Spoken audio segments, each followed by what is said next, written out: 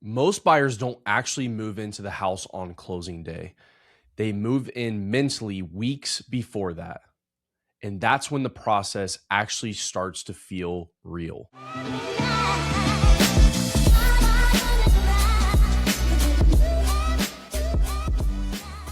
What is going on, everybody? Welcome back to another episode of Closing the Deal. I am one of your hosts, Sam Enright, and sitting across from me is my co-host, Zach Dixon. And today, guys, we are talking about mentally moving into the home prior to actually owning the home. This is something that we see oftentimes with buyers that are in the process of purchasing, and when that excitement and that reality of this becoming real starts to set in, we oftentimes see buyers starting to make all of these plans mentally and really start to envision themselves in the home. And so wanted to kind of dive a little bit deeper into that today, to kind of explore it a little bit, but also urge a little bit of caution in there as well. So, Zach, what's going on? How are you? Oh, feeling good. Excited about today's episode. I think this is a good one because I think that, obviously, when you do go into contract, that's when it starts becoming very, very real. It's starting to, the wheels are starting to turn a little bit. But it is a kind of a double-edged sword as well. And just kind of getting ahead of the game a little bit, and just all in all, it can lead to some different paths and different scenarios. So definitely excited for today's episode. Should be a good one for sure. Yeah, for sure.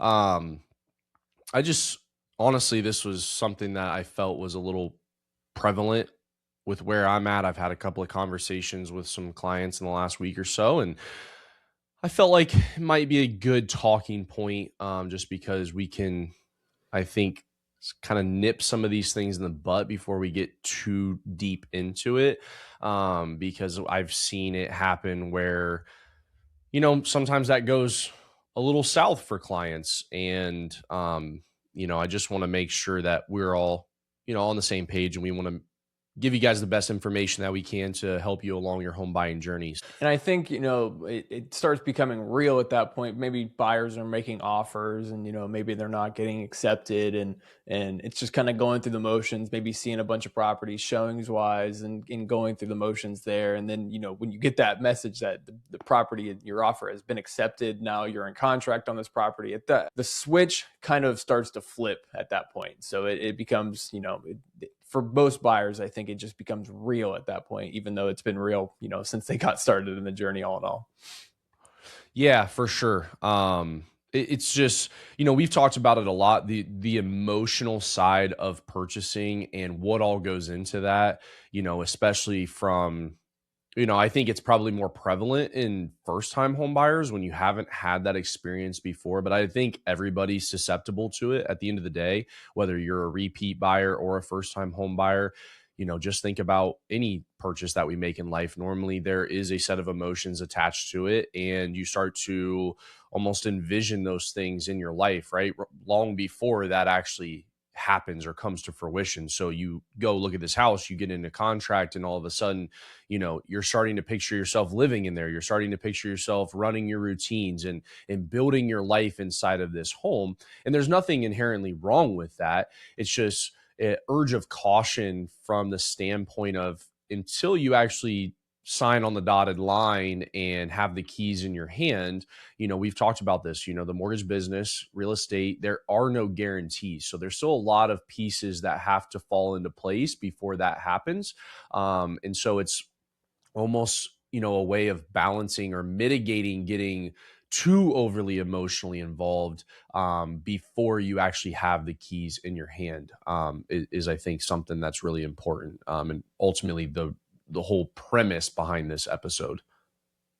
Absolutely. And like you mentioned, a good balance, because the other way around, not caring enough, that can lead to other situations in the lending financing process. If you're not caring enough, not getting your documents over in a timely fashion, now, things are getting pushed by the wayside. Like, you just need to find a good balance in there and make sure that you're staying on top of things, and staying excited, obviously, because you, at the end of the day, ultimately you are going to end up closing on this property, hopefully, and getting the keys. And it's going going to become yours. So you definitely don't want to downplay that excitement, but want to find a good balance for sure. So why don't you get us started talking about where the shift happens?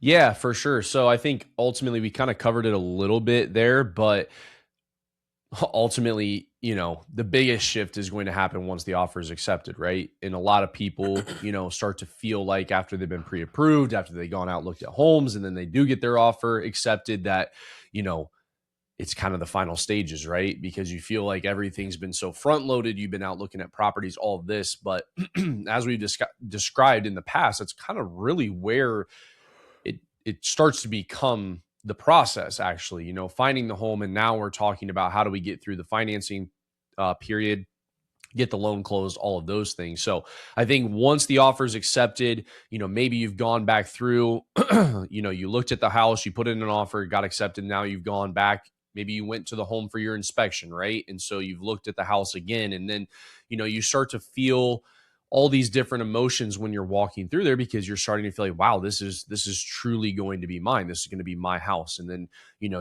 that then goes into, okay, well, now I'm starting to picture, what furniture am I going to purchase? How am I going to decorate this room? How are we going to set this up? What's the feng shui of the house going to be? How is that going to mirror, my personality, the things I like? And then you start to build these plans around that, right? um, and you're imagining life there, you're imagining your routines, all of these different things. And I think that's where the emotional buy-in really starts to become real for a lot of people, is once you start to make that connection in your brain of, this is going to be mine personally. How are we going to, take it and make it our own? And once that happens, now you're starting to become even more so emotionally invested in everything that goes into the home. So I think that's where the biggest shift in the beginning does start to come from, is realistically, when you do go into contract, you realize, hey, in 30 days, this home's going to be mine. I have so much to figure out. There's so much to do. Let me just start getting all of that done right now. Right. I think is where it starts. For sure. And especially if you've walked through, 10, 20, 30 properties, made offers on five, six, seven of them, at that point, this home that you're in contract in, it's not just a property anymore. It's going to feel pretty personal to you. It's going to become yours at this point, especially if you've now walked through it 2, 3, 4 times with your initial showing, with the inspections, with the final walkthrough. Like, all of those things just kind of make it more personable to you personally as the buyer. Yeah, for sure. And I mean, that kind of takes us into, a little bit of, the excitement and why buyers get so excited. I mean, we already talked about it a little bit in the beginning here, but ultimately it's that sense of ownership. It's that pride in something being your own, right? This is, as we talked about, one of the largest purchases most people are going to make in their entire lives. And so you have the the magnitude of the financial side of it. You have the magnitude of what owning a home does for the sense of pride on that side of things. And so you just want to take control of all of it, right? And you want to feel this level of ownership. And so you do get emotionally invested and you get excited about that. So I think, that also kind of ties into, maybe feeling like a fresh start. Maybe you've rented different properties, and that's been kind of, into your young 20s, into your mid 20s, and now you're stepping up, you're going into purchasing a home, and it's that fresh start and that feeling of something being your own versus something being somebody else's that you're just paying for, right? And so all these things just start to build and build and build, and you create more of an emotional attachment to the outcome of this. And that is really some of the biggest things, I think, right there, as to why buyers get so excited, and where that emotional buy-in comes from, is just that sense of pride, feeling of ownership, something that's going to be your own, and wanting to personalize it and make it your own, so that it, the saying, take a house, have a house feel like a home, until you get in there and get to personalize it in the way that you want. It just does kind of feel like a house. And then you get to add that personal touch to it to make it feel like your actual home. But yeah, like you just mentioned, and kind of obviously we already did an episode on it about it as well. It's just a very very emotional purchase, and when you kind of tie that into how big of a financial purchase it is, like those two things can kind of butt heads a little bit and kind of conflict. Like it it can be very daunting, especially when you know as we get into a little bit further into the episode and why things can get a little bit stressful. It just because the magnitude of the emotional side, as well as knowing that you're paying such a large financial number for this home. You know, obviously those things can kind of butt heads a little bit and just not you know, go together all the Yeah. way. No, for sure. And I think that kind of takes us into, you know, really the meat and potatoes of this episode, which is, how do we find that balance, right? Of being emotionally invested and not being so emotionally invested that we start to have these blinders on, right? And I know we've talked about it as the home as a whole and all these different things, but I want to talk about something a little bit different. And again, it was really a real life example of mine that I had with a client here recently. And it just really dawned on me that, this is something that a lot of people do, I think, and it can get you into a little bit of trouble ultimately. And so I guess before we jump into all of that, I wanted to talk about where the things get stressful at, right? So we have this emotional buy-in, we're excited, everything, we've got the contract accepted, we're in the process of the loan, and now we're starting to feel all these different emotions. Where it can get a little too stressful is when we start doing things like buying furniture early, right? So I have a lot of clients that will call me about 2 weeks out from closing and say, "Hey, are you guys going to repull our credit?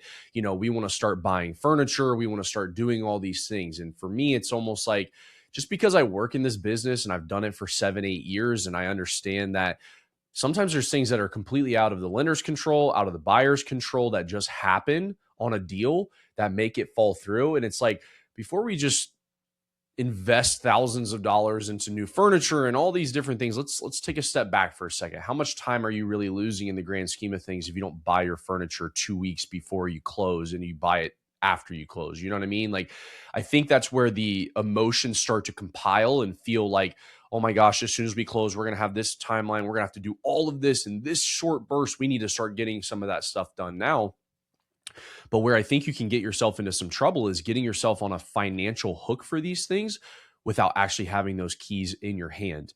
And so, not only buying furniture, making those purchases, but the real life example I just had is a client who is starting a project on a house that he doesn't necessarily own yet. Yes, we're clear to close. Yes, we're doing these things, but we have mental buy-in of, hey, I'm going to completely redo this before I move in. I'm already going to buy supplies. I'm going to take care of all of these things, right? So that I'm ready to go. And now it's just adding more stress to his life, because it's almost like trying to speed up a process and not letting it naturally happen and putting external pressure on something that doesn't need to necessarily have external pressure on it. And like I said, I don't think there's anything inherently wrong with wanting to dream, wanting to create these projects, wanting to have this sense of, oh my gosh, I'm going to do this, and it's going to be amazing. It's going to look like this. But we have to really be careful as to what timeline we allow ourselves to do this on and how deep we pursue it before we actually close on a home. Because I would really hate to see people get themselves on a financial hook for thousands of dollars in materials and all these different things that they're buying for a house, and then something happened and they not end up buying the house. And now there's going to be, you want to talk about external stress, you want to talk about feeling pressure. I mean, have $3,000 worth of materials sitting in your garage for a house you don't own and not knowing exactly what you're going to do with it, right? You know what I mean? So it's one of those things. And I think inside of all of that, obviously, a lot of people can get into that mentality of, I feel like we've heard people say it before they go into contract. They're like, oh my gosh, I own a home. I bought a home. It's like, well, let's calm down here. yes, you've been pre-approved. Yes, you're in contract, but there's still some things that we need to get to fall in place. We need to have an appraisal. We need to get title work done. We need to get your financing done. Like all these things still have to happen. Nothing wrong with, again, feeling like excitement, but let's probably stay away from telling ourselves that the deal is done and that you own a home and all of these different things when that reality is not yet set in. So, and I think the biggest one, again, mentally treating a house like it's already yours when you don't own it yet. That's another big one. Mentally moving in, mentally saying this is my home. Meanwhile, your lender's asking for documents and you haven't given them the docs in 3 days. Like those two things don't necessarily co-align. And that's something we see very often is we have a lot of buy-in from clients that they're owning the home. And then when the lender needs items, it's like, well, why do I need to send that? You know what I mean? Like it's basically like I own this home. So, why am I having to still send these things? So it's just a funny dynamic that we see sometimes on our end. But those are some things that you could definitely get yourself into that will compound stress when it comes to purchasing a home. For sure. And again, like just the emotional attachment, the emotional buy-in that you have, the level of it, it just contributes to kind of, unfortunately, the level of disappointment that will happen if something does happen with this contract and it does end up following through. If you go spend $3,000 on some furniture and you have nowhere to do with it, nowhere to put it, the disappointment at that point is going to be significantly higher than if you just had waited a little bit longer to see if this deal goes through. Or on the other hand, you go do all these repairs and now you do repairs on a home that is not yours, and now the deal falls through, and now the property is owned still by the seller and they got free repairs out of it. Like just looking back Yeah. on that, the disappointment is going to be so much higher because that happened, and it could have been avoided by just giving yourself a little bit of more time and just kind of not getting so emotionally attached to something that isn't 100% done. Again, you've mentioned it a million times, but there are no guarantees. Again, if you get through your inspection period, get through your appraisal period, get through all the underwriting, there is still something, absolutely something that can pop up to ruin this deal and to, have it fall through. It's just and sometimes it can be 100% out of your control too. So it's just, I think that it kind of just goes back to life in general, not getting too attached to something that is not 100% done, not 100% yours. It's just going to, again, lead to larger and larger disappointment down the road if something were to happen, when it could have, I think, just easily been avoidable by taking a step back and not getting so attached in that moment when you know that something could happen to ruin it. Yeah. I mean, you said that, and I know we talked about like some horror stories in the past, of deals that we've had that have gone south. I mean, we had a situation where the entire loan was clear to close, everything happened, and during the inspection period, a buyer had requested some repairs and the seller never did them. So when she went through her final walkthrough, everything on the loan is done. We're ready to sign papers. She goes, does her final walkthrough. Those things were not taken care of, and she walked away from the deal. So, it's one of those things where had she invested $5,000 in new furniture and all these things, she's going to redo, parts of the kitchen or redo a bathroom and all this. And then she goes in there and the repairs aren't done. Like there's just, unfortunately, and again, it goes back to the whole premise of this content, and the whole premise of our channel is to bring awareness to things that people don't understand. I can't fault any buyers that don't understand this, because I fortunately have worked in the business for 8 years. So I've basically seen everything under the sun when it comes to deals falling through or things happening, things that were inside of buyers' control, things that were outside of their control, appraisal issues, inspection issues, all of the, everything that you could possibly think of. Right. And so, but you as a buyer, you don't have that perspective because obviously, you're not working in the business every single day. So it's one of those things where you can't necessarily fault them, but it's the whole point of bringing awareness to these things and helping you guys understand that, ultimately you're doing a service to yourself by having a level of care and attachment, but also having that, detachment from the outcome as well.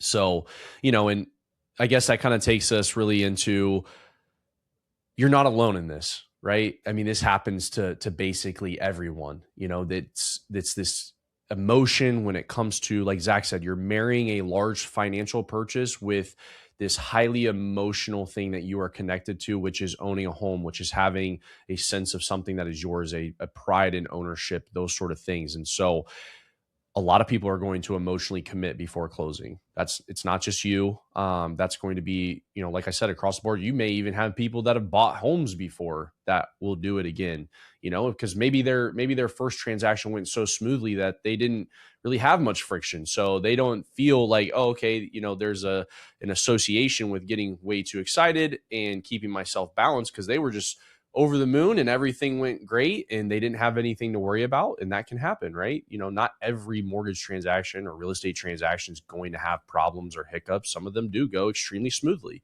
That is the reality. So, um, and then you also have, like we talked about, it is a long process, right? You're going to be looking for the home. And then once you do find one, it's 30 days. So it's not like you're just going to close in 5 days and you have very little time to think about it. We're talking 4 or 5 weeks here where you get to sit and marinate on the idea of ultimately owning this home and all the different components that go into it. And so, you marry the emotions with the amount of time that you have to think about said emotions. And now you're 3 weeks in and you've built up this entire dream and this feeling inside of you over that timeline. It's grown as time's gone on, right? Maybe you're a little detached in the beginning, but the more you think about it, the more emotionally invested you become. So that's another, part of it.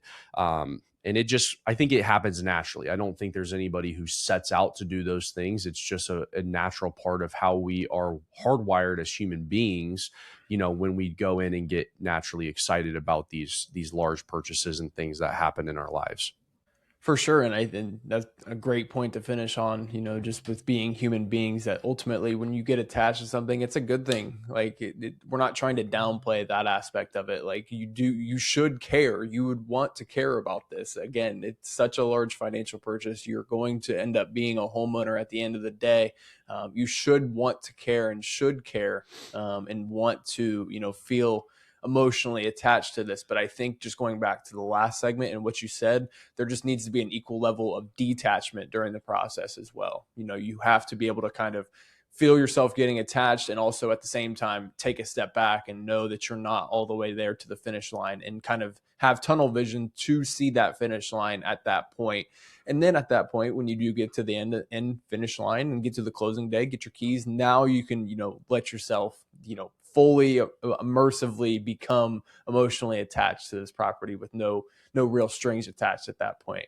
Again, so I just think that it's a good thing that you have emotional attachment to this, and you should have that. We're not saying you shouldn't, but again, I think it's just having the equal level of detachment during the process of knowing that there's danger lurking around every corner. You just never know what's going on. You just never know Yeah. what's going to happen. You just got to make sure that you're staying aware that things can happen, and ultimately could 100% be outside of your control as well. So, Yeah, for sure. And I think that's the perfect place to end it, with all of this is, what is the best way to approach it? And that is a good sense of equilibrium where you're talking about, again, we are not discouraging people.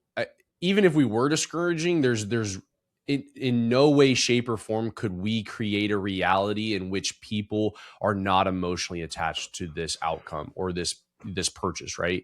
You're not going to find many people that are going to buy a home that just feel indifferent about the entire process, where they have, no emotions whatsoever. That's just not reality. So we could say it till we're blue in the face, but that's not going to change how you feel ultimately when going through that. I think my biggest thing was, like Zach said, is just being able to detach a little bit and being able to stay patient.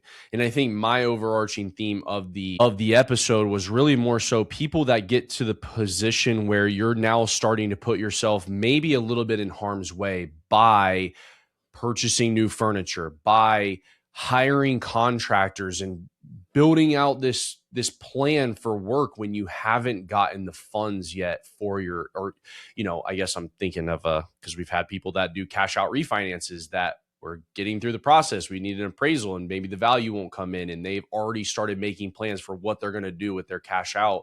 And we don't even have a closed loan at this point. So it's on both sides. It could be a purchase, it could be a refinance. The reality is that, in my personal opinion, you're not losing much by waiting another week or two once you close to make these plans that you have. I understand wanting to get a jump start on things and feeling this level of pressure to be like, I got to get all this stuff figured out. But in reality, I think you're going to be much better off just treating it with a little bit of patience, understanding that, there are things that can happen, and you're going to feel less pressure if you just kind of wait and give it the time that it needs to naturally happen. Absolutely. Absolutely. Great finishing points there. Just want to have excitement about the process. Excitement is good. But again, you just don't want to skip ahead. Don't kind of rush the process like you mentioned. Let it take its due course and let it happen. And ultimately, let the chips fall where they may, and stay excited, but have a little bit of, counteracting balance to that as well.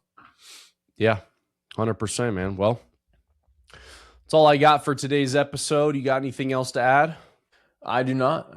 Hopefully everybody enjoyed the episode and a little bit of, kind of perspective reshift, reframe, because again, like we mentioned, it's going to be an exciting process. It's going to be a long process at that too. You got to make sure that you're aware that it's not days that we're talking about. It's weeks, months, sometimes even years, depending on your own situation. So just got to make sure that you're staying, patient, staying in the moment, and staying, obviously excited. We want you to be excited about this, but staying grounded as well.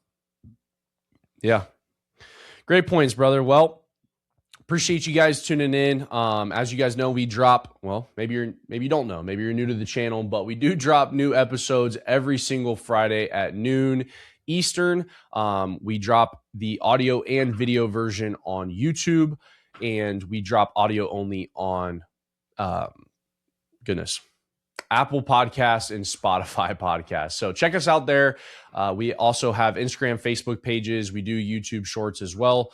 So feel free to drop us a follow. Appreciate you guys. Obviously, been really experiencing some good growth and numbers on everything. So hopefully you guys are finding this content valuable, and feel free to share it with a friend if you know anybody who's in the process and feel like this could help benefit them, or they've been considering buying a home. We obviously have tons of good content when it comes to, that process and how to best set yourself up for that when you are ready to begin. So appreciate all of you. Hope you guys have a great day, and we'll catch you guys on the next episode. Cheers.